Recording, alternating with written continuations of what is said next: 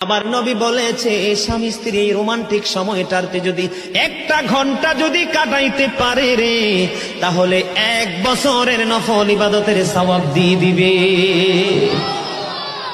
এরে যুবক, বউকে কষ্ট দিও না। স্বামী স্ত্রী যদি কিয়ামতের দিন কমপ্লেইন করে, তুমি যত বড় মোল্লা সাহেব হাজী সাহেব হও, নসিবই জুটবে না। আমি আমার মা আমার বোনদেরকে বলতে চাই, কখনো স্বামীর কলিজায় আঘাত দিও না, কারণ স্বামীর কলিজায় আঘাত দিলে তোমার জীবনে জান্নাত জুটবে না।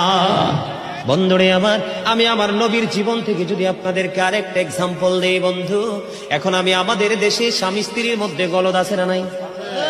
বর্তমান সমাজের যুবক যুবতী, নববধূ নবদম্পতি যারা স্বামী স্ত্রী, তাদের মধ্যে ম্যাক্সিমামই কলহ আছে না নাই?